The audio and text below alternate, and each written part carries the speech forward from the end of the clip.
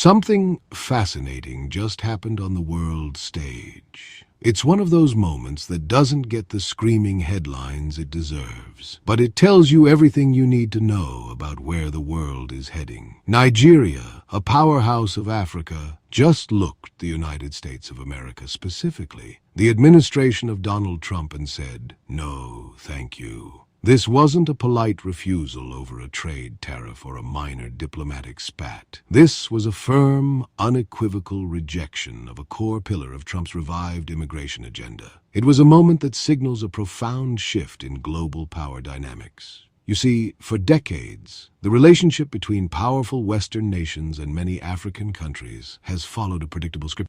The script usually involves a powerful country making a request, often packaged with the promise of aid or the subtle threat of its withdrawal. And more often than not, the other country complies. It's a transaction, a dance of dependency. But Nigeria just tore up that script by refusing to become a holding pen for migrants with no connection to their country. Nigeria wasn't just making a decision about immigration. It was making a powerful statement about sovereignty, dignity, and self-respect.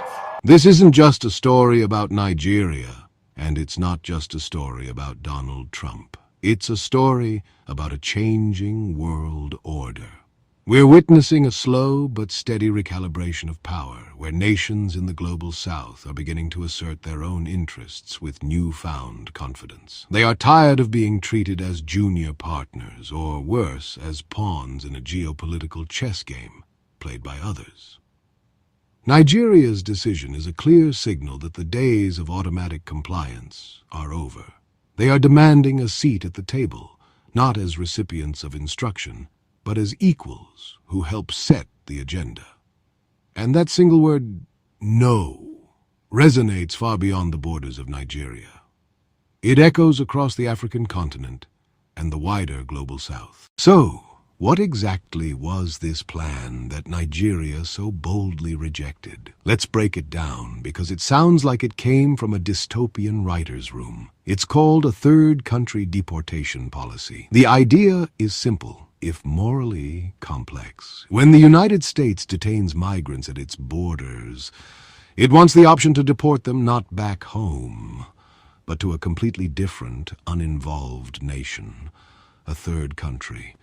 The plan is essentially outsourcing border control. It shifts the logistical burden. It shifts the financial burden. It shifts the humanitarian burden onto other, often less resourced nations. This isn't new. The Trump administration floated similar ideas in its first term. That was primarily with countries in Latin America.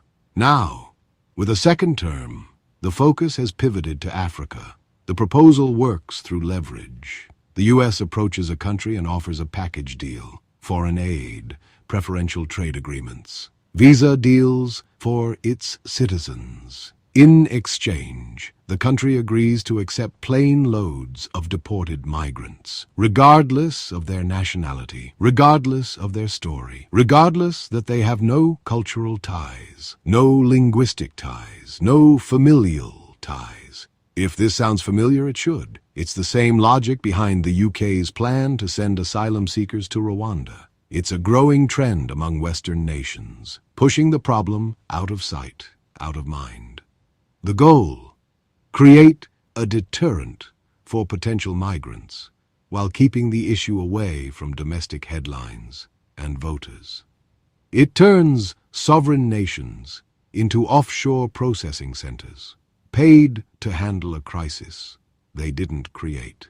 When the proposal landed on the desk of Nigerian Foreign Minister Yusuf Tuggar, the response was not couched in diplomatic ambiguity. There were no lengthy deliberations or requests for further negotiation. The answer was swift, direct, and refreshingly honest. As Minister Tuggar succinctly put it, we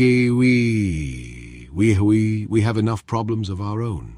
That sentence cut through the posturing and laid bare the reality on the ground. Nigeria's capacity was already stretched to its limit, and it could not take on the problems of a far wealthier nation. This wasn't an emotional outburst, it was a pragmatic assessment. As Africa's most populous country, With over 230 million people, Nigeria faces major challenges. Food insecurity, high youth unemployment, fueling social unrest, ongoing security conflicts in the north. The economy is the continent's largest, but it's battling instability and needs millions of jobs. Adding thousands of displaced, unsupported people was a non-starter. Let's look at the practicalities. Social infrastructure is under immense strain. Prisons reportedly at 137% capacity, schools are overcrowded, hospitals are overstretched, housing is insufficient. Accepting deportees with no legal status, with no support network, and no connection to Nigeria would invite a humanitarian crisis. That would be profoundly irresponsible toward Nigerian citizens. So when Nigeria said no, it was defending stability. Agreeing would be short-term diplomatic gain, long-term domestic disaster. It would divert precious resources away from its own people. Tugger's statement defended the nation's right to prioritize its well-being. It was a message. Nigeria's future will be decided by its own needs, not others' agendas. Nigeria's decision was not made in a vacuum. It was guided by a clear and deliberate foreign policy framework the current administration calls the 4Ds. This doctrine is a roadmap for how Nigeria intends to engage with the world. And understanding it is key to understanding why they said no to Trump. The 4 pillars are democracy, development, demography, diaspora. This framework is designed to move Nigeria away from being a passive recipient of foreign policy and toward becoming an active architect of its own destiny. To fully appreciate the weight of Nigeria's decision, we have to look back at the history of U.S.-Africa relations. For much of the past century, the dynamic has been deeply unbalanced, rooted in a post-colonial and Cold War mindset. During the Cold War, African nations were treated as chess pieces in the great power struggle between the United States and the Soviet Union. Allegiance was secured through aid, military support, political backing, with little regard for the long-term well-being of the people. The era of structural adjustment programs in the 1980s and 90s, institutions like the IMF and the World Bank, heavily influenced by Washington, imposed strict economic reforms as a condition for loans. These policies led to deep cuts in public services like health, education, crippling economies under the guise of fiscal discipline. After 9/11, the continent became a new frontier in the war on terror. U.S. policy focused on counterterrorism cooperation. African nations were expected to act as subcontractors, enforcing Western security priorities on their own soil.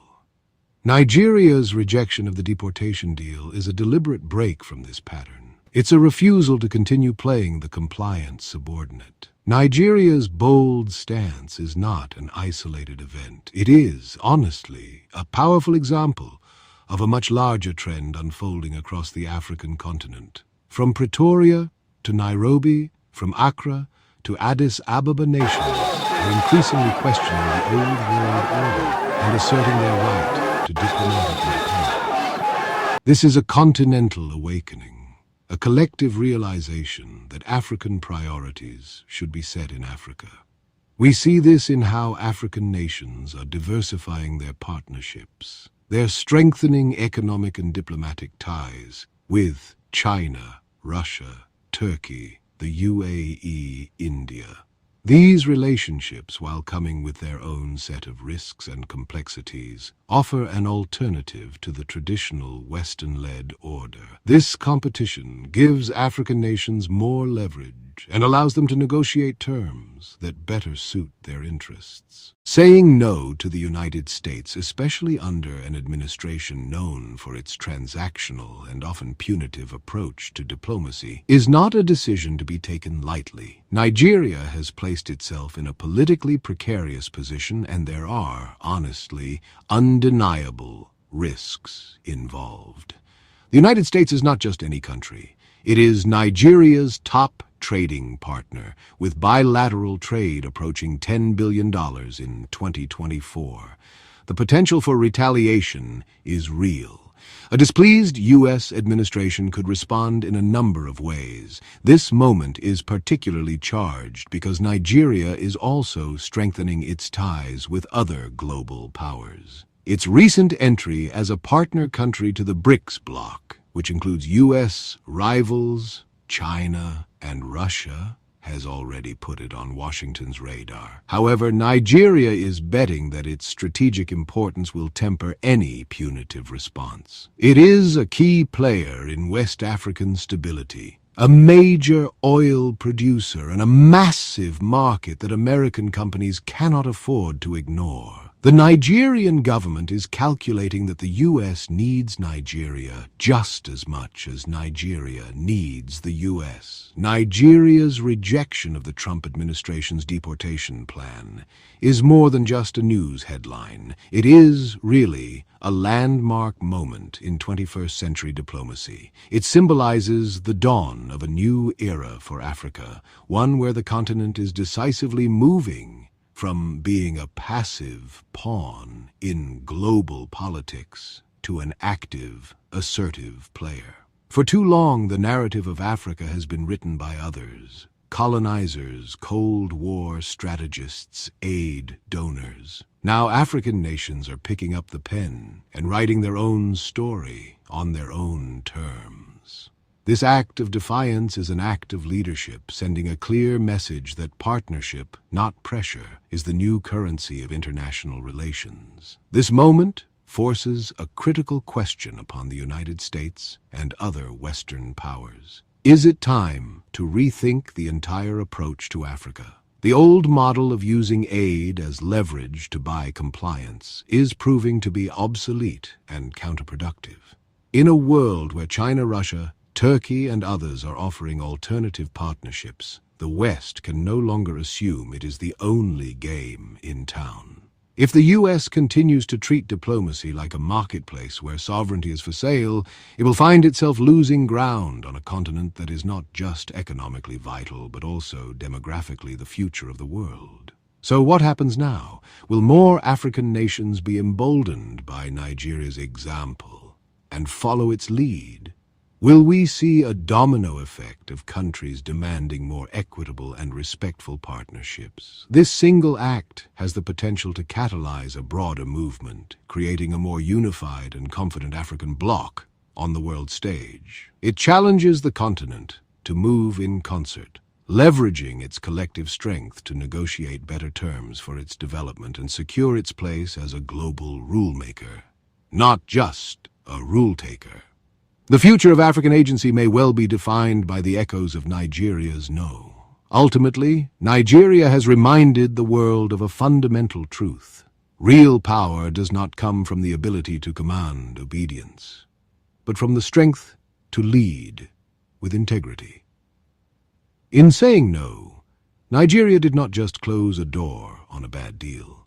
It opened a window to a future where African nations stand tall, confident in their own values, and clear about their own priorities.